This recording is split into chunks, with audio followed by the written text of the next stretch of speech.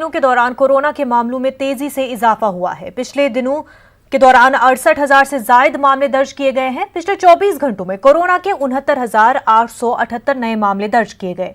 इस तरह कोरोना मुतासरीन की मजमूई तादाद 29,75,702 हुई है। उनमें 6,97,323 एक्टिव मामले हैं, जबकि 22,22,578 अफराद सेहतयाब भी हो चुके हैं। वजारत सेहत की जानिब से जारी करदा एदाद-ओ-शुमार के मुताबिक पिछले 24 घंटों में 945 अफराद की मौत हुई है।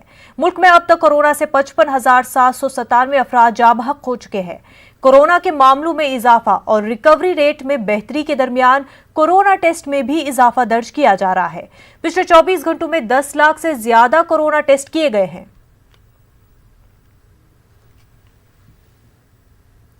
झारखंड मुक्ति मोर्चा के चीफ और राज्यसभा रुकन शिबू सोरेन और उनकी अहलिया रूपी सोरेन कोरोना पॉजिटिव पाई गई है।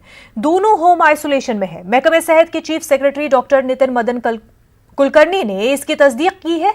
ख्याल रहे कि झारखंड में कोरोना के मामलों में मुसलसल इजाफा देखा जा रहा है।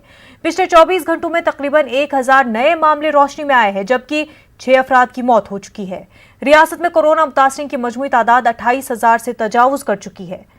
झारखंड में कोरोना की रिकवरी रेट 65.15% है।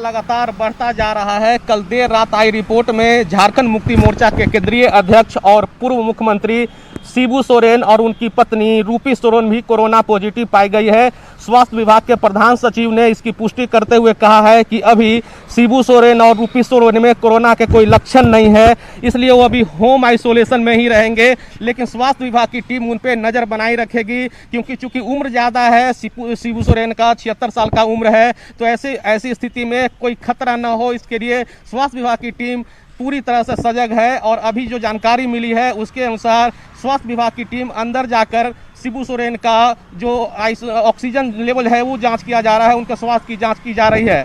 कैमरामैन केडी के साथ उपेंद्र, न्यूज़ 18 रांची।